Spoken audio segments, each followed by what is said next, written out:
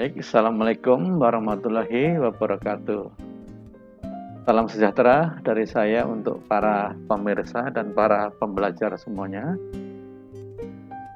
Pertemuan keempat ini dari mata kuliah Perencanaan Kehutanan KHT 617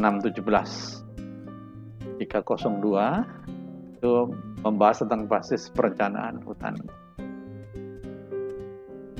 Capaian pembelajaran yang harus diperoleh ya, itu mahasiswa dapat memperbandingkan ya 5 basis pijakan perencanaan. 2, dapat memperbandingkan 4 basis dalam proses perencanaan. Mampu melakukan evaluasi proses dan tahapan dalam perencanaan pengembangan sumber daya hutan. Baik, basis pijakan dalam perencanaan ya. Saya masih referensikan ya, ambil dari Rustiadi ya dan kawan-kawan 2011. Ada 5 basis pijakan ya dalam perencanaan ya. Pertama, basis kecenderungan atau trend driven. Ini paling banyak dilakukan ya, terutama untuk institusi perencana yang masih punya kapasitasnya terbatas ya, belum lama, bahkan strukturnya juga berada di bawah secara kelembagaan ya. Ini menyangkut variabel yang cepat berubah, namanya variabel itu berubah-ubah dan dikacaukan dengan parameter. Kalau parameter konstanta ya, kalau variabel itu yang berubah justru perubahan tadi merupakan dampak persatuan dulu parameter gitu ya, supaya nyambung dengan mata kuliah yang lain ya, metodologi penelitian ya bagi anak S1 ya. Ini bukan merupakan basis yang baik ya, karena apa? Sulit untuk mencapai target, sasaran dan tujuan yang dalam jangka panjangnya ya. Ini karena bisnisnya responsif ya. Jadi untuk mewujudkan visi dengan basis ini sulit, bahkan bisa menjadi pengganggu gitu ya. Contohnya adalah ngetrennya menanam komoditas tertentu ya di bawah tegakan kayu ya, akibat adanya kelangkaan sesaat ya, itu juga. Sekalipun tidak mengganggu manajemen sesaat pada tegaan ya, tetapi bila terjadi berulang setiap tahun ini bisa mengganggu prioritas yang lainnya. Tetapi ini dapat menjadi bahan pembelajaran ya. Tetap aja masa lalu itu meninggalkan tanda ya, itu bagi orang-orang yang berpikir itu mengambil pembelajaran ya, bagi orang yang mau berpikir ya. Semua orang pasti berpikir, nggak mungkin tidak ya. Dan menjadi basis pendekatan pijakan perencanaan yang lain ya. Umum digunakan oleh institusi yang belum matang ya, belum mandiri ya. Kalau rumah tangga sedikit-sedikit minta ngeluh sama mertua sama itu ya, semacam itu. Jadi kalau institusi formal juga begitu, kapasitasnya masih terbatas ya. Meniru adalah suatu tindakan meniru pada institusi yang sudah mapan itu sering ya menjadi pijakan ya, yang belum tentu kompatibel dengan kultur atau ruh kelembagaan yang bersangkutan ya. Imitasi ya itu. Terus realitasnya banyak para panel kita nih berkiblat pada USA masih ya, itu sebagian lagi ke Jepang ya, lagi ke Eropa ya. Memang ini blending, ini kita develop ya, nanti mana yang setimbang dalam dialektika perencanaan ya itu akan diikuti ya, settle mana yang efektif ya itu ya. Biasa memang dalam keadaan negara yang masuk dalam proses ya, kita juga nggak bisa menyalahkan ya, mengecewakan ya. Itu tugas kita. Kalau ada tugas akademik, kalau ada sesuatu di dalam komunitas, dalam sosial, dalam negara ini menjadi hal yang sifatnya masih meisi gitu ya, tugas kita ini. Ahli-ahli perencanaan ini merupakan tugas ya, tantangan ya. Bahkan kita bisa dapat pekerjaan atau proyek yang sah gitu ya, yang etik ya, tidak kita karang-karang gitu ya. Jadi ada pertarungan antar mazhab dan di dalamnya ada ideologi tentu ya. Nanti yang kompatibel akan survive menurut teori Darwinian kan seperti itu ya. Kedua adalah perencanaan berbasis kesempatan atau opportunity ya. Kesempatan atau opportunity ya. Opportunity driven ya. Sering digunakan karena alasan-alasan yang pragmatis ya. Pragmatis ini nggak selalu buruk ya. Ini kadang-kadang istilah di umum itu soalnya pragmatis. Workability-nya itu lebih mudah, lebih efisien, itu pragmatis ya. Mudah ataukah tidak kerjakan, lebih relatif mudah tapi tanpa melanggar etika, itu pragmatis ya. Contoh adanya grant ya, bantuan tertentu dari negara maju ya, seringkali mengubah perencanaan, padahal dana bantuan itu sering dikaitkan dengan kepentingan tertentu ya, namanya NGO punya ideologi yang diperjuangkan di situ. Pasti semua orang itu berideologi. Kalau dia berkelumpul menjadi suatu institusi berorganisasi, ya di dalamnya tuh orang-orang yang cocok dengan ideologi sama akan bertahan di situ, gitu ya. Jadi tak baik terus. Dan ini juga bukan basis perencanaan yang ideal ya, karena sifatnya yang kita mau turun dari visi, ya, dari kesempatan ya. Perencanaan berbasis tujuan. Nah ini termasuk yang bagus, yang ideal ini ya. Kan kita hidup ini punya tujuan ya. Kita hidup bersama punya tujuan ya. Kita bekerja di suatu institusi itu punya tujuan itu ya. Merupakan pendudukan yang paling klasik dan paling rigid ya. Aku ya. Gak gampang berubah ini ya. Gak gampang diubah-ubah gitu. Berhubungan karena sulit menentukan tujuan. Ini jadi sulitnya di sana, tujuan dari subjek itu sendiri, apalagi yang menyangkut stakeholder yang kompleks sampai ke level dunia gitu ya. Ya seperti PBB itu ya, ASEAN juga ya, ada banyak kepentingan di sana juga. Dan masih manusia punya kepentingan, negara punya kepentingan. Dan itu nggak bisa kita sesali, kita harus develop ya. Termasuk perencanaan yang ideal ya, terutama jika sudah merupakan penjabaran dari visi institusi tersebut ya, sehingga menurunkan suatu kebijakan, program, ya, sasaran, strategi, bahkan turun menjadi proyek sampai aktivitas gitu ya. Ya ini sinkron gitu ya. Memang kita tidak fair ya membandingkan dengan Malaysia karena keragamannya udah beda gitu ya. Luar biasa, antar puluhnya kita negara beda ya, apalagi kalau lihat kita bekas dijajah Belanda, mereka Inggris, beda lagi kan. Itu institusi yang diwariskan beda ya. Hukum-hukum diwariskan beda kan gitu. Tapi itu kita bisa koreksi sebenarnya, bisa kita eliminasi ya. Dalam pemodelan kita bisa buat daminya gitu ya, sehingga pengaruh itu sudah diperhitungkan secara tersendiri yang dengan teknik ortogonal itu ya. Ya, nggak ada alasan juga nggak membandingkan, jangan serta-merta langsung ya, tapi harus diperiksa secara mendalam ya. Terus perencanaan berbasis pada visi, ya ini termasuk yang sangat ideal ini ya. Visi itu adalah cita-cita luhur kan gitu. Ya, seperti visi Indonesia ini tercantum dalam preambul Undang-Undang Dasar 45 itu ya. Itu diturun pada visi pemerintah setiap periode ganti itu ya. Itu namanya saya sebut sebagai adicita ya, visi itu ya. Cita-cita luhur di situ ya. Jadi sebaiknya nggak normatif ya. Normatif ya. Menjadi unggul gitu ya. Unggul misalkan ya, institusi jurusan ini menjadi unggul gitu ya. Terus sering digunakan oleh gerakan-gerakan sosial tentu kan di situ yang menyangkut ideologis yang sangat mendasar di situ ya.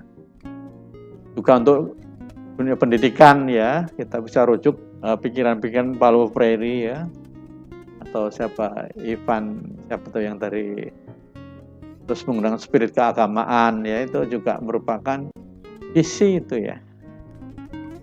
Visinya di sana itu perencanaan berdasar visi ya.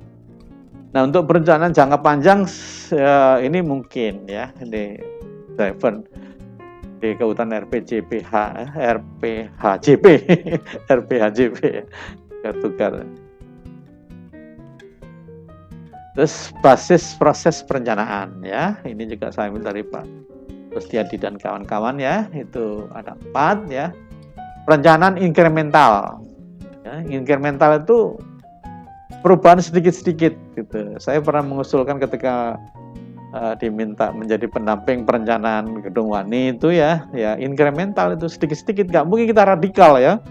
Seperti perencanaan militer gitu, itu bisa radikal itu ya, bisa luar biasa itu ya, karena beda ininya, kepentingannya beda ya, pembebasan wilayah ya ke atas keamanan nasional ya pasti itu perencanaan militer yang strong ya. Kita nggak bisa, hutan-hutan kita terutama ya yang sudah banyak perambahan itu, termasuk HKM itu termasuk inkremental itu. Ya kalau dari undang-undang kehutanan yang awalnya dulu kan itu harus turun kan perambah itu. Tapi kan banyak mudaratnya gitu ya, yang mungkin gainnya atau good-nya itu tidak sebanyak bad-nya gitu ya. Banyak mudaratnya ya, bahkan bisa konflik sosial ya, seperti zaman Orde Baru dulu. Di suatu tempat hutan lindung itu yang merambah bisa tembak di tempat itu kan, itu perencanaan yang sifatnya drastis ya. Perencanaan untuk perubahan minor saja dalam keadaan status quo ya. Apa ada konsekuensi ya, ini dari keterbatasan kapasitas institusi ini ya, ini dalam mengambil decision ya, nggak punya decision yang kuat ya. Reduksi akan mereduksi cakupan maupun biayanya ya, itu terbatas itu ya. Hanya relatif sedikit pilihan yang dapat dipertimbangkan ya. Ya khusus untuk tujuan dan pilihan yang relatif mudah saja yang bisa dilakukan ya. Relatif di sana ya, bisa tentu kalau institusi yang bersangkutan tahu itu ukuran ya, itu berapa yang bisa dilakukan ya, itu apalagi tertulis ya itu ya. Keputusan diambil dari analisis dan evaluasi secara iteratif ya, berulang-ulang gitu ya. Biasa kalau kita dalam simulasi ada iteratif gitu ya, mana yang paling optimal gitu ya. Ini saya sebut tadi perencanaan skema HKM terhadap perambah hutan lindung dapat digolongkan ini ya. Kita bisa rujuk dari karya Wulandari dan kawan-kawan 2001 ini ya. Jika dibandingkan dengan perambahan hutan masa Orde Baru dulu ya. bisa radikal gitu ya. Oke.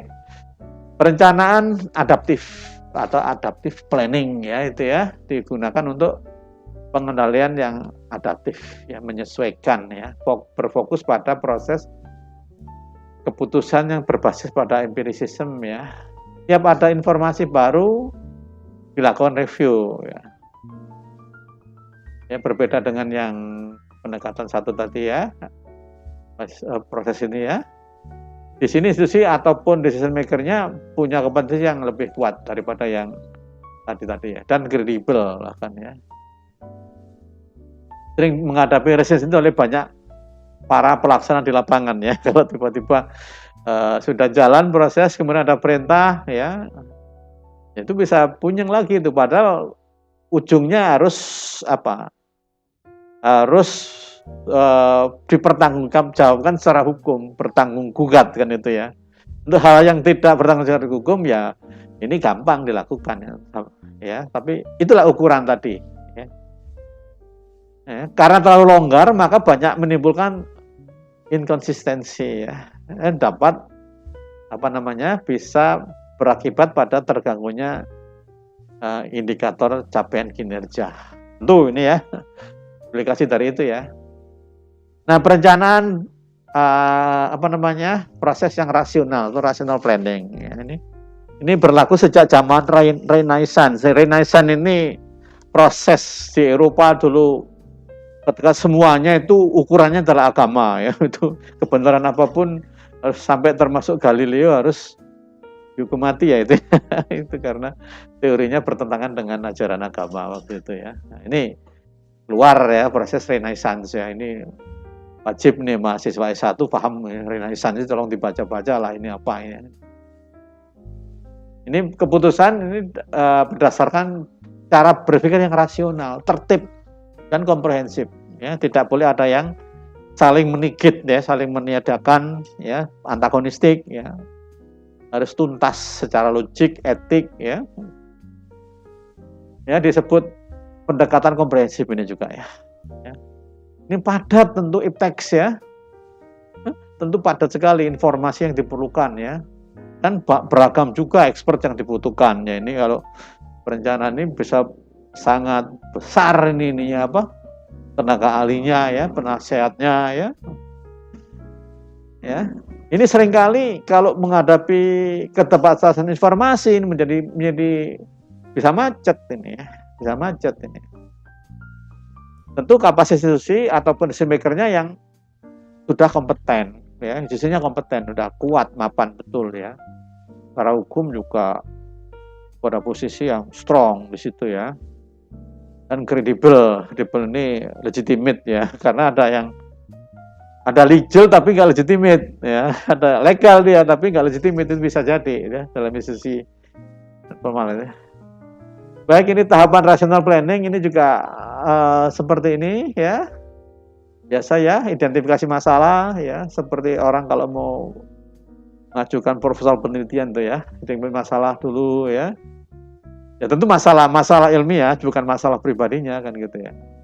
Kalau dia nggak tahu ya bukan masalah ilmiah itu, dia harus belajar gitu. Tapi masalah yang dibutuhkan oleh pengembangan sains atau ipteks itu, atau dibutuhkan oleh publik.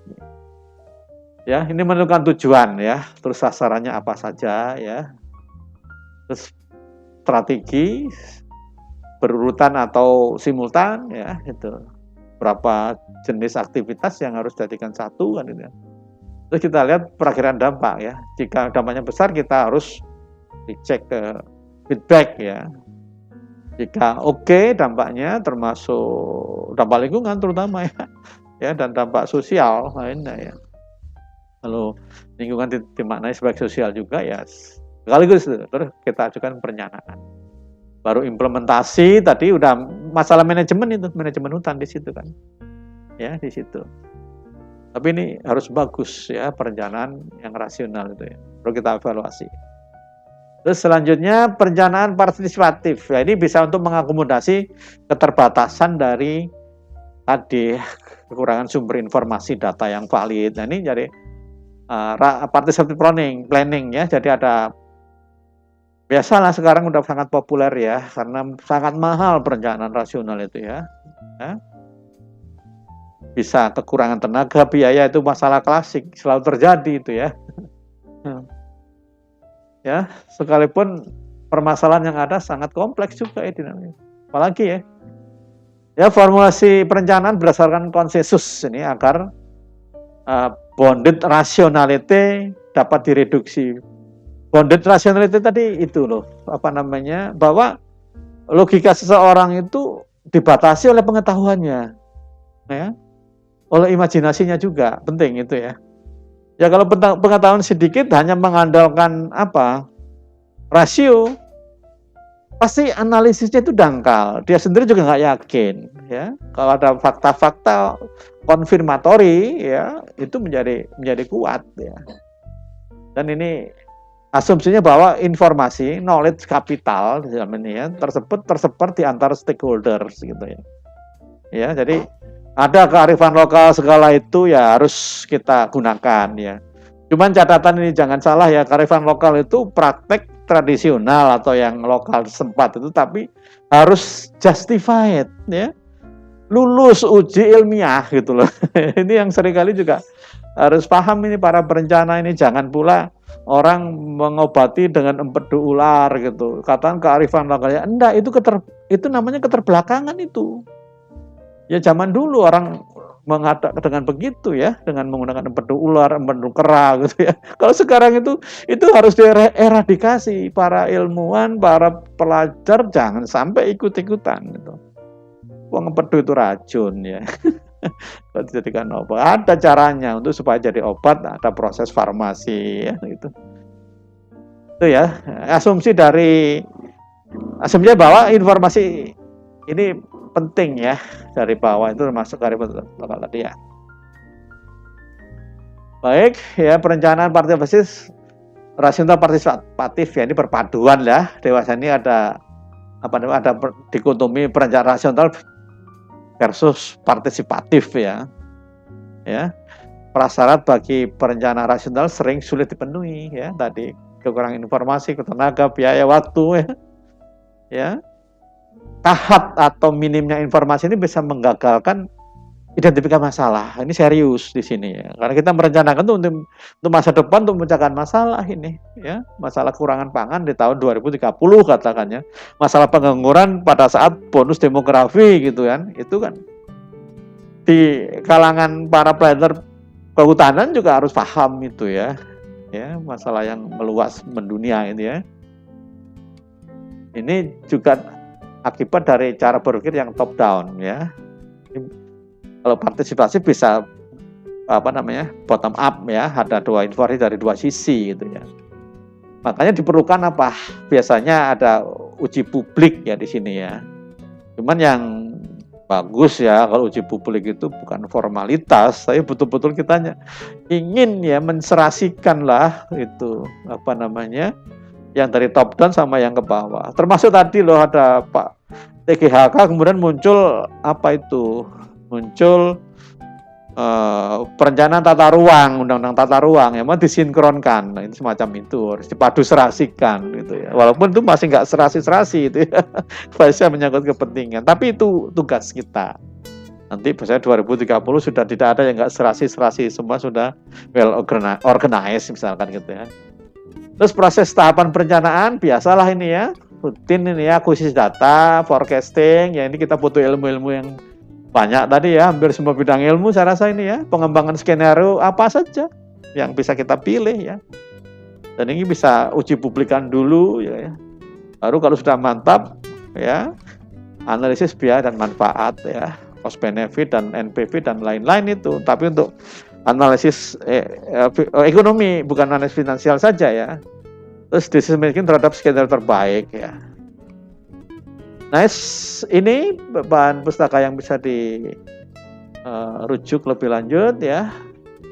Baik, terima kasih atas perhatiannya, semoga bermanfaat. Mohon maaf kalau ada yang tidak berkenan ya.